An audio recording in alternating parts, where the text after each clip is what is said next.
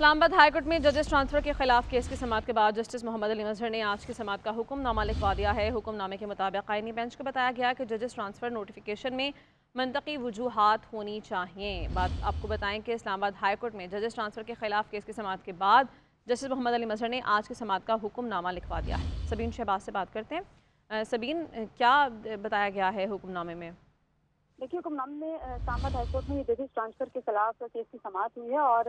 Case کی سماعت کے بعد جسٹس محمد علی مظہر جو کہ اس بینچ کے سربراہ تھے، انہوں نے آج کی سماعت کا حکم نامہ لکھوایا اور اس میں یہ لکھوایا گیا ہے کہ آئینی بینچ میں کل 7 درخواستیں جو ہیں وہ اس حوالے سے دائر تھیں اور درخواست گزاروں میں اسلام آباد ہائی کورٹ کے ججز بھی شامل تھے اور ایڈوکیٹ منیر ملک نے جو ہے وہ دلائل میں یہ کہا ہے کہ آرٹیکل 200 کے تحت ججز اختیارات کو ریگولیٹ ہونا چاہیے اور آئینی بینچ کو بتایا گیا ہے کہ ججز ٹرانسفر نوٹیفکیشن بھی منطقی وجوہات جو ہے وہ ہونی چاہیے۔ حکم نامے میں یہ لکھوایا گیا ہے کہ عدالت کے سامنے یہ دلیل بھی رکھی گئی ہے کہ اگر ایک جج دوسری ہائی کورٹ میں تبادلے کو قبول کرے تو نئی ہائی کورٹ کا حلف جو ہے وہ بھی لینا چاہیے۔ حکم نامے میں یہ بھی بتایا گیا ہے کہ ایڈوکیٹ تحصیل صدیقی نے کہا ہے کہ جو جج ایک ہائی کورٹ سے ٹرانسفر ہو کر دوسری ہائی کورٹ میں آتا ہے تو اسی ہائی کورٹ میں سینیورٹی لسٹ جو ہے وہ برقرار رہتی ہے اور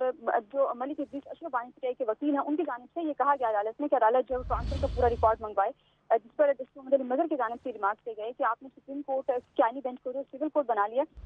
جو درخواستیں جن درخواستوں میں ٹرانسفر کا ریکارڈ لگایا گیا ہے کیا یہ غلط ہیں، جس پر حامد خان اور روشن پر موجود تھے، ان کی جانب سے دلائل دیے گئے کہ میرے دلائل کو بھی جو عدالتی حکم کا حصہ بنا لیا جائے۔ 6 ججز کے خط پر جو خود نوٹس دیا گیا تھا اور ان 6 ججوں میں سے 5 ججز وہ ہیں جنہوں نے آپ سے جو رجوع کیا ہوا ہے۔ جس محمد علی مظہر کی جانب سے ریمارکس دیے گئے کہ آپ کے دلائل جو ہے وہ ہم سمجھ نہیں پا رہے کہ آپ یہ چاہتے ہیں کہ ہم بھی 6 ججز کے خط والا معاملہ جو ہے وہ اس کیس کے ساتھ حامد خان کی جانب سے کہا گیا کہ میں کسی مناسب وقت کے لیے اس دلیل کا حق جو ہے وہ محفوظ رکھتا ہوں۔